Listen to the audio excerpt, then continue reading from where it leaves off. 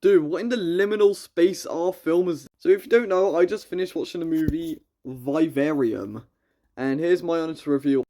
So if I haven't seen Vivarium, this film is basically a kind of a horror, kind of thriller type of film, kind of like a fantasy film about Imogen Poots. I hope I'm saying that right, and Jesse Eisenberg, and basically they basically like kind of own. So basically, what happens is that they basically buy a house in the suburbs. Yes, the suburbs, and basically it's in this neighborhood. I forgot the name of the neighborhood, but basically they find a neighborhood. But basically, what they find out is that all the houses are like the same thing, and they're all like house number 9. And in the entire film, they're basically trying to find a way to get out of that. And Jesus Christ, was this film like actually having me at like the edge of my seat, wondering if they get out. Spoiler warning. Click off this video. Don't want spoilers. They don't make it out. They freaking die. But that's basically until they basically have to look after like some kid that's right there. And also you see this kid in like the middle of the post. But basically, they just have to look after this kid, and they say that you have to look after the kid to escape. And that's basically what the entire film is. They're basically just trying to look after this kid so they can get out of this place as fast as they can. And they honestly use a lot of really trippy elements. Like, they always use like a bunch of different ways to get out. Like, they like set one of the houses on fire. I've seen this poster here.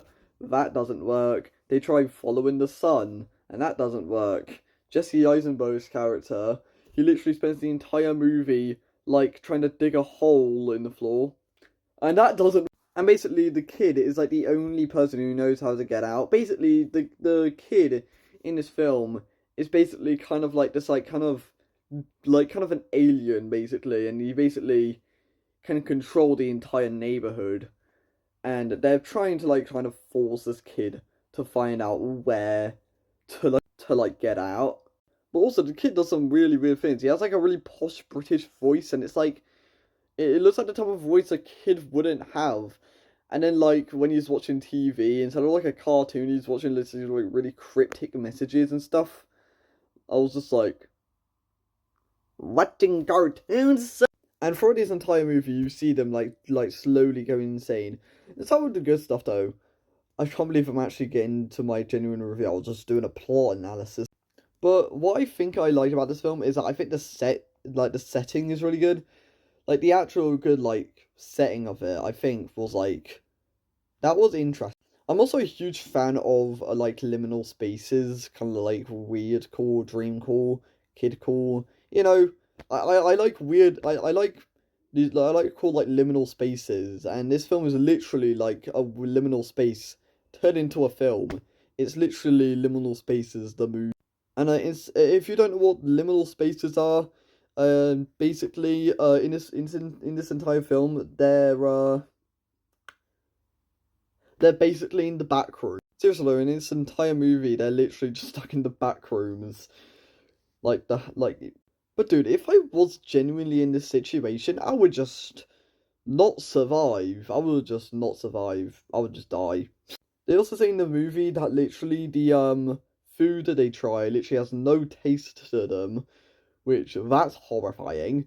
Like they have like no taste to the foods and stuff.